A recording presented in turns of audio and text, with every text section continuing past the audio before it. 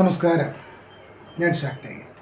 സജ്ജനങ്ങളുമായിട്ട് നമ്മൾ ചർച്ച വിഷയം കർക്കിടകക്കൂറിൽപ്പെട്ട 9 പൂയം ആയില്യം നക്ഷത്ര ജാതരുടെ 2025 മെയ് മാസ ജ്യോതിഷ ഫല സാധ്യതകളാണ്.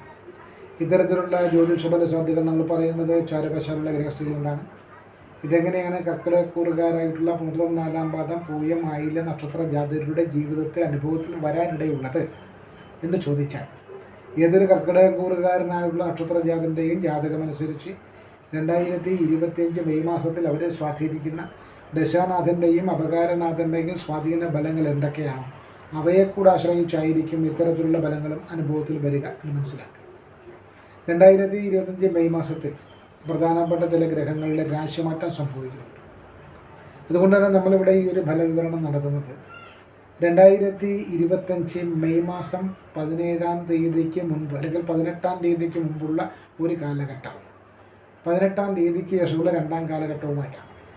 അപ്പോൾ 2025 മെയ് മാസം 17-ാം തീയതിക്ക് മുൻപോ അല്ലെങ്കിൽ 18-ാം തീയതിക്ക് മുൻപ് വരെയുള്ള ദിവസങ്ങളിൽ കർക്കിടകക്കൂറിൽപ്പെട്ട 4 പൂയം ആയില്യം നക്ഷത്ര ജാതർക്ക് ഏതൊക്കെ തരത്തിലുള്ള നേട്ടങ്ങളാണ് വരാനിടയുള്ളതെന്ന് ചോദിച്ചാൽ, പിതാവിൽ നിന്നും പ്രതീക്ഷിക്കുന്ന ഗുണഫലങ്ങൾ ലഭിക്കാനിടയുണ്ട്. പൈതൃക സ്വത്തുക്കളുടെ ലാഭം ഈ കാലഘട്ടത്തിൽ ഉണ്ടായേക്കാം. പിതാവുമായിട്ട് ബന്ധപ്പെട്ടോ പിതാവിൻ്റെ സഹോദരന്മാരുമായിട്ട് ബന്ധപ്പെട്ടോ ഒക്കെ ചില കാര്യത്തിൽ ചില നേട്ടങ്ങൾ ഉണ്ടാക്കിയെടുക്കാൻ സാധിക്കും. കൊച്ചുമക്കളുമായി ബന്ധപ്പെട്ടും സന്തോഷകരമായിട്ടുള്ള അനുഭവങ്ങളും അതുമായിട്ട് ബന്ധപ്പെട്ടുള്ള നേട്ടങ്ങളും ഉണ്ടാകാം.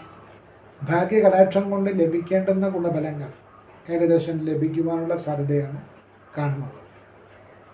കഴിവേറെ ഉണ്ടായിട്ടും കാര്യശേഷി ഉണ്ടായിട്ടും പല തലങ്ങളിലും ഭാഗ്യത്തിൻ്റെ കടാക്ഷത്തിൻ്റെ കുറവ് കൊണ്ട് മാത്രം മാറ്റി നിർത്തപ്പെട്ട ഏതെങ്കിലും സന്ദർഭങ്ങൾ ഈ നക്ഷത്രജാതകരുടെ ജീവിതത്തിലുണ്ടെങ്കിൽ അത്തരത്തിലുള്ള ന്യൂനതകളൊക്കെ പരിഹരിച്ചുകൊണ്ട് ഭാഗ്യകടാക്ഷം കൊണ്ട് ഇവർക്ക് നേട്ടങ്ങൾ ഉണ്ടാകുന്ന തരത്തിലേക്ക് കാര്യങ്ങൾ അനുകൂലമായി നിൽക്കുന്നു മെയ് മാസം 19-ാം തീയതി വരെ. അതോടൊപ്പം തന്നെ ശത്രുജയം പ്രതീക്ഷിക്കാം. കോടതി വ്യവഹാരങ്ങളൊക്കെ ഉണ്ടെങ്കിൽ അതിൽ നേട്ടങ്ങൾ പ്രതീക്ഷിക്കാം. സഹോദര സ്ഥാനീയരെ കൊണ്ട് ഗുണഫലങ്ങൾ ലഭിക്കാനിടയുണ്ട്. വിശേഷ വസ്ത്രാഭരണ ലാഭം, വിവാഹം പോലെയുള്ള ഏതെങ്കിലും മംഗളകർമ്മങ്ങളിൽ പങ്കെടുക്കുകയോ സംബന്ധിക്കുകയോ അതുമായിട്ട് ബന്ധപ്പെട്ട് മാനസിക സന്തോഷം ഉണ്ടാക്കിയെടുക്കുവാനുമൊക്കെ സാധിക്കുന്നതാണ്.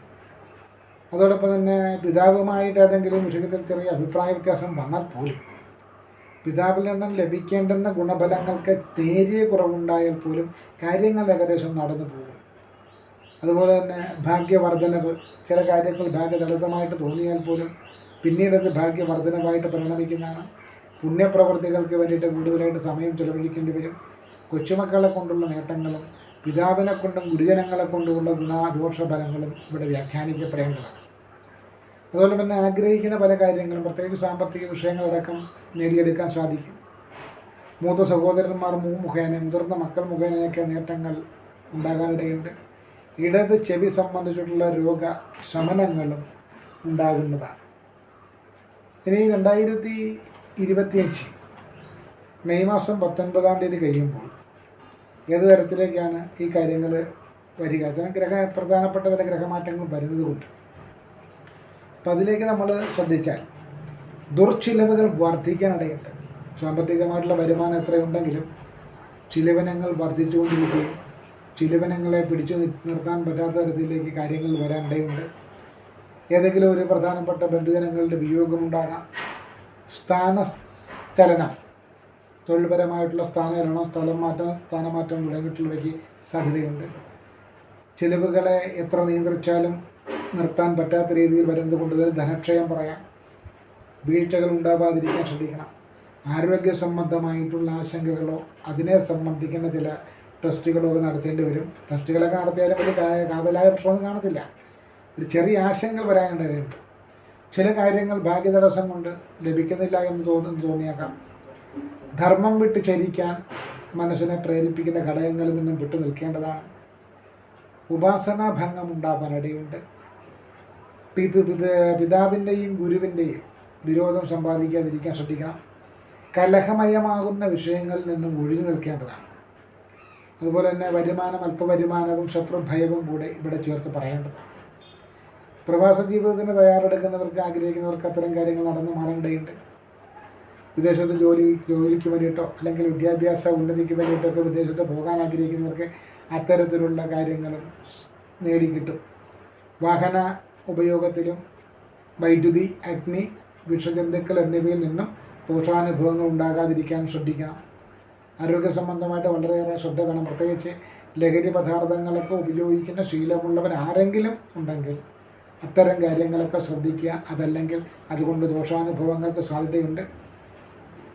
ഏതെങ്കിലും തരത്തിൽ നിയമപരമായിട്ടുള്ള പ്രതിസന്ധി ഉണ്ടാകാതിരിക്കാൻ ശ്രദ്ധിക്കണം. കാരണം വാഹന നിയമം ലംഘിച്ചു എന്ന് പറഞ്ഞൊരു പെറ്റി കേസ് ചാർജ് ചെയ്താൽ പോലും അത് ഇതിൻ്റെ പരിധിയിൽ വരുന്നതാണ്. വാക്കുകളുടെ ഉപയോഗം വളരെയേറെ സൂക്ഷിക്കുകയും ശ്രദ്ധിക്കുകയും ചെയ്യണം. വാഗ്ദോഷം സംഭവിക്കരുത്. വിദ്യാഭ്യാസത്തിൽ നിന്നും 1-2 ദിവസമെങ്കിലും മാറി നിൽക്കേണ്ടി വന്നേക്കാം. സാമ്പത്തികമായിട്ടുള്ള കടബാധ്യതകളെ സംബന്ധിച്ചുള്ള പ്രശ്നങ്ങൾ ഉണ്ടാകാനിടയുണ്ട്. അതായത് 2025 മെയ് മാസം 14, 17, 18 ദിവസങ്ങളിലൊക്കെ പ്രധാനപ്പെട്ട ചില ഗ്രഹമാറ്റം വരുന്നുണ്ട്. ആ ഗ്രഹമാറ്റങ്ങളുടെ അടിസ്ഥാനത്തിൽ ഫലങ്ങൾക്ക് മാറ്റം വരും. അതുകൊണ്ടാണ് 2025 മെയ് മാസം 19-ാം തീയതി വരെയുള്ള ഫലവും അതിനുശേഷമുള്ള ഫലവും വേർതിരിച്ചു പറയും. എന്തായാലും നമ്മളിതിനെ പൊതുവെ വിലയിരുത്തിയാൽ ശ്രദ്ധയോടും സൂക്ഷ്മതയോടും കൂടെ മുന്നോട്ട് പോവുക. അമിത ലാഭം പ്രതീക്ഷിച്ച് കയ്യിലിരിക്കുന്ന ധനമൊന്നും ആരുടെയും കയ്യിൽ കൊണ്ടുകൊടുത്ത് ധനനഷ്ടത്തിനിടയാക്കുന്ന സാഹചര്യം ഒഴിവാക്കുക. അവനവൻ്റെ ബുദ്ധിക്കും ശക്തിക്കും അറിവിനും ഉതകുന്ന കാര്യങ്ങളിൽ മാത്രം ഇടപെടുക. എതിർലിംഗക്കാരുമായിട്ടുള്ള ഏത് തരത്തിലുള്ള ഒരു ബന്ധമാണെങ്കിലും തെറ്റിദ്ധരിക്കപ്പെടാനിടയുള്ളത് കൊണ്ട് തന്നെ വാക്കിലും പ്രവൃത്തിയിലും ശ്രദ്ധ പുലർത്തുക. അനാവശ്യമായിട്ടുള്ള തിടുക്കങ്ങൾ, മറ്റൊരാളുടെ കാര്യത്തിൽ അനാവശ്യമായിട്ട് കാണിക്കുന്ന താല്പര്യം എന്നിവയൊക്കെ തന്നെ തെറ്റായിട്ടും മോശമായിട്ടും വ്യാഖ്യാനിക്കപ്പെടാനിടയുള്ളത് കൊണ്ട് തന്നെ അവയിലൊക്കെ വളരെയേറെ ശ്രദ്ധയും ജാഗ്രതയും പുലർത്തിക്കൊണ്ട് മുന്നോട്ട് പോകുന്നതാണ് നല്ലത്. തൊഴിൽ തേടുന്നതിനോ തൊഴിൽ നേടുന്നതിനൊന്നും തടസ്സമൊന്നുമില്ല. സ്ഥലം മാറ്റമോ സ്ഥാനമാറ്റമോ തൊഴിൽ സ്ഥലം മാറ്റമോ ഒക്കെ ഉണ്ടായേക്കാം. തൊഴിൽ സ്ഥാപനം തന്നെ ഒരുപക്ഷെ മാറിയേക്കാം. ഒരു ജോലി വിട്ട് മറ്റൊരു ജോലിയിൽ പ്രവേശിക്കാൻ വരെ സാധ്യതയുണ്ട്. അങ്ങനെയാണെങ്കിൽ പോലും ഒരു വികാരാവേശം കൊണ്ട് എടുത്തിയാടിയുള്ള ജോലി രാജിവെച്ചിട്ട് മറ്റൊരു ജോലിക്ക് പോകുന്ന ഒട്ടും ബുദ്ധിയല്ല. പിടിച്ചു കേൾക്കാൻ പറ്റാത്ത മേഖലയിലാണ് പ്രശ്നങ്ങളാണെങ്കിലും അവിടെ നിന്നുകൊണ്ട് തന്നെ ഭദ്രമായൊരു മേഖല കണ്ടെത്തിയിട്ട് അവിടെ നിന്ന് വിട്ടു പോരുന്നതായിരിക്കും നല്ലത്.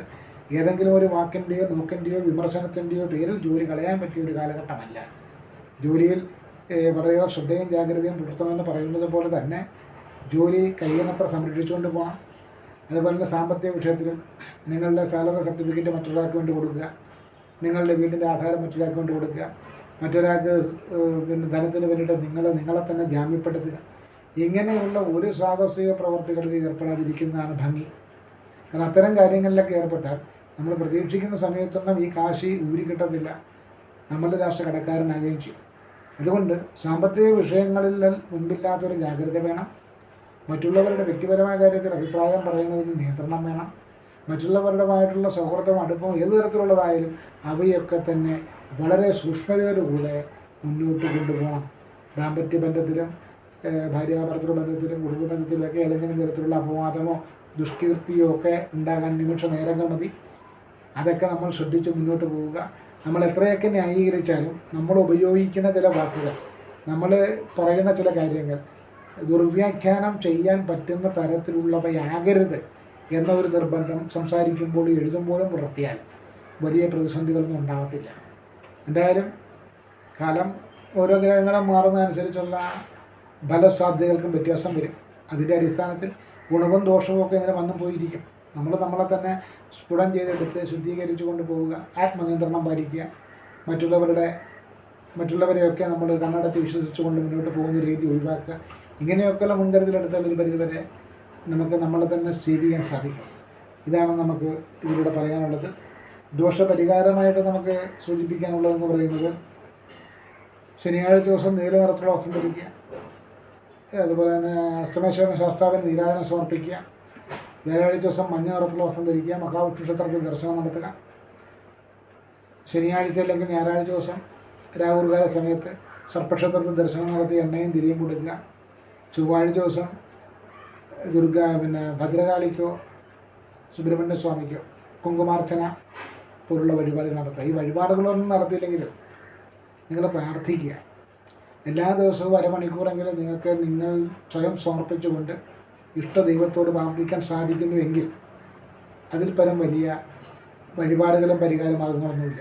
അത് മനസ്സിലാക്കി മുന്നോട്ട് പോവുക എന്ന് മാത്രമാണ് നമുക്ക് ഈ വീഡിയോയിലൂടെ സൂചിപ്പിക്കാനുള്ളത്. നന്ദി, നമസ്കാരം.